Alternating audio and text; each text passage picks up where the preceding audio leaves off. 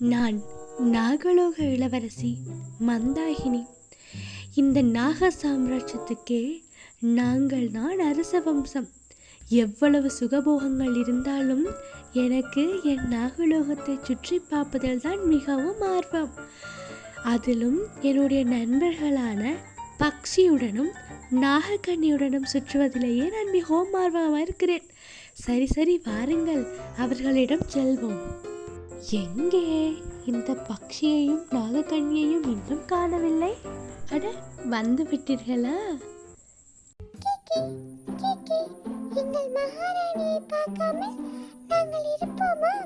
நீதான் என்னை மகாராணி என்று கூறிக்கொண்டிருக்கிறாய். நான் இன்னும் இளவரசிதான். அதைவிட எப்பொழுதும் உங்கள் நண்பர்கள் தான். தாங்கள் அதை சொல்லித்தான் தெரிய வேண்டும் என்று எந்த கட்டாயமும் இல்லை. நீங்கள் எங்கள் நல்ல நண்பர்கள் என்று எங்களுக்கு எப்போதுமே தெரியும். அது இருக்கட்டும் நாகக்கண்ணி, சீக்கிரமாக உருவத்துக்கு மாறி. இளவரசி, மாறிவிட்டேன். பக்ஷி, நாகக்கண்ணி, சரி, நேரமாகிவிட்டது. அரண்மனைக்கு செல்ல வேண்டும். இன்று எனது பட்டாபிஷேகம் நடைபெற உள்ளது. வெகு சீக்கிரத்தில் செல்ல வேண்டும். வாருங்கள், போவோம். ஆனால் இளவரசி, எனக்கு ஒரு சந்தேகம். நீங்கள் மிகவும் தைரியமானவர், திறமையானவர். எவ்வாறு இருந்தாலும் நீங்கள் ஏன் அந்த காட்டு அரண்மனைக்கு மட்டும் செல்வதில்லை? எனக்கு அதுதான் விளங்கவில்லை. நல்ல கேள்வி நாகக்கண்ணி. காட்டு அரண்மனைக்கு செல்வதெல்லாம் அவ்வளவு கடினமான காரியமில்லை. என்னால் செல்ல முடியும்.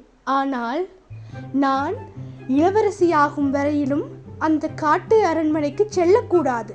அவ்வாறு சென்றேன் என்றால் எனக்கு பெரும் சாபம் உண்டாகும். அதனால் தான் நானும் அங்கு செல்வதில்லை. என் பெற்றோர்களும் என்னை அங்கு செல்ல அனுமதிப்பதில்லை. ஆனால் நீங்கள் தான் இளவரசியாயிற்றே, எதற்காக உங்கள் பெற்றோரின் சொற்கு நீங்கள் கட்டுப்பட வேண்டும்? என்ன சொல்கிறாய் நாகக்கண்ணி? 50 வயதானாலும் சரி, பிள்ளைகள் பெற்றோரின் பேச்சை நிச்சயமாக கேட்க வேண்டும். எங்களை எவ்வளவு கஷ்டப்பட்டு அவர்கள் பெறுகிறார்கள், எவ்வளவு கஷ்டப்பட்டு அவர்கள் எங்களை வளர்க்கிறார்கள். ஆனால் எங்களுடைய விருப்பு வெறுப்பிற்காக அவர்களது மனநோகும்படியோ அவ்வாறு இல்லாவிட்டால் அவர்களுடைய சொல் கேளாதபடியோ நாங்கள் நடக்கக்கூடாது. ஏனென்றால் எங்களை பெற்று வளர்த்து ஆளாக்கிய எல்லா கஷ்டங்களும் அவர்களுக்கு தெரியும். ஆனால் ஒரு நாள் கூட நாங்கள் அதை புரிந்து கொண்டிருக்கவே மாட்டோம். அவர்களும் நான் உன்னை இவ்வளவு கஷ்டப்பட்டு வளர்த்தேன் என்று சொல்லி கூட காட்ட மாட்டார்கள். ஏன்? என் பிள்ளை நன்றாக வளர வேண்டும் என்று தானே. அதனால் தான் என் அம்மா அப்பா என்ன சொன்னாலும் நான் அவர்களுக்கு கட்டுப்பட்டு வாழ்கிறேன். எல்லா தாய் தந்தையரும் மனித உருவில் இருக்கும் தெய்வங்கள். என்னதான் நீங்கள் தெய்வத்தை வழங்கினாலும் பெற்றோர்களை மதிக்காம விட்டால் எந்த ஒரு நற்காரியமும் எங்களுக்கு கைகூடி வராது.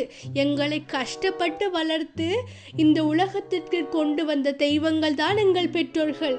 கோயில்கள் இருக்கும் தெய்வங்களை விட எங்கள் பெற்றோர்களை முதல் மதியுங்கள். அதன் பின்னர் அனைத்துமே நன்றாக நடக்கும். நீங்கள் சொல்வது மிகவும் சரி இளவரசி. பலர் தாய் தந்தையரின் பேச்சை கேட்காமல் தங்களுடைய விருப்பம் போல் வாழ்கிறார்கள். ஆனால் தங்களுடைய தாய் தந்தை தங்களுக்காக எவ்வளவு கஷ்டப்படுகிறார்கள் என்று அவர்கள் எப்போது உணரப் போறார்களோ தெரியவில்லை. இன்னொன்று என்னவென்றால், எல்லாரை போலும் தாய் தந்தையரின் சொல்லை கேட்காமல் இருப்பது இலகு. ஆனால் தாய் தந்தையரின் சொல்லை கேட்டு அவர்களுக்கு நல்ல பிள்ளையாக, இந்த சமூகத்துக்கு நல்ல ஒரு பிரஜையாக இருப்பது தான் கடினம். ஆகவே அறிவாளிகள், திறமையானவர்கள் எப்பொழுதுமே கடினமான முறையைத்தான் கையாளுவார்கள். சரிதானே இளவரசி? சரி, நேரமாகிவிட்டது. வாங்கள், அரண்மனைக்கு போவோம். நாக இளவரசியை இங்கு வரவழைத்தால் மாத்திரமே என்னுடைய திட்டங்கள் நிறைவேறும். என் கையில் நாகலோகம் வந்து சேரும். அனுப்புங்கள் சண்டாவை, அவள் கவர்ந்து வருவாள் அந்த நாக இளவரசியை. ஓ, நாக இளவரசி இங்குதான் இருக்கிறாயா? இளவரசி, நாக இளவரசி, எனக்கு கையை கூர்ந்து உதவி புரியுங்கள். என்னுடைய மகனை அந்த காட்டு அரண்மனை காவலர்கள் பிடித்து விட்டார்கள். என்னுடைய மகனை நீங்கள் தான் எவ்வாறாவது காப்பாற்றி தர வேண்டும் இளவரசி. உங்களின் கால்களில் விழுந்து நான் கெஞ்சி கேட்கிறேன்.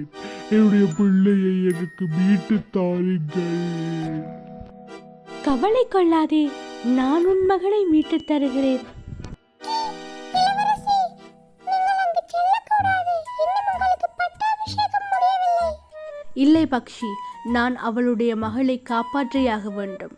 நான் அந்த காட்டு அரண்மனைக்கு செல்லாமல் வழியிலேயே அவளுடைய மகளை கண்டுபிடித்து விடுவேன். அதனால் நீ ஒன்றும் கவலை கொள்ளாதே. என்ன காரியம் செய்து விட்டாய்? நான் எவ்வாறு இந்த அரண்மனைக்கு வந்தேன்? நான் இங்கு வரக்கூடாதல்லவா? நான் தான் உன்னை இங்கு அழைத்து வந்தேன். இன்றிலிருந்து நீ சாபத்துக்குள்ளாக போகிறாய். சாபத்துக்குள்ளாக போகிறாய். என்னை ஏமாற்றியதற்காக நீ அனுபவித்தியாக வேண்டும். உனக்கு நான் சாபமிடுகிறேன். நீ அழிந்து போவாயாக.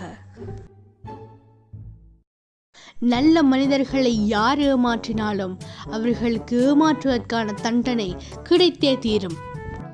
ஆனால் நீ எந்த ஒரு பிழையும் செய்யாமல் சாபத்துக்குள்ளாக போகிறாயே. நான் உனக்கு 2 வாய்ப்புகளை தருகிறேன்.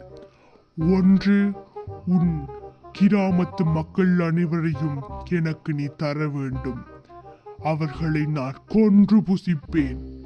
இல்லையேல் ஒருபோதும் நடக்காது. நான் என்னுடைய கிராமவாசிகளை என்றுமே உனக்கு உண்ணத் தர மாட்டேன். அவ்வாறில்லாவிட்டால் நீ பூமி செல்ல வேண்டும். பூமியில் நீ பல நன்மைகள் செல்ல வேண்டும். அதன் பின்னர் நீ மாய மந்திர விளக்கை கண்டுபிடித்தால் மாத்திரமே நீ நாகலோகம் திரும்புவாய். அதுவரை உனக்கு நாகலோகத்தில் எந்த இடமும் கிடையாது.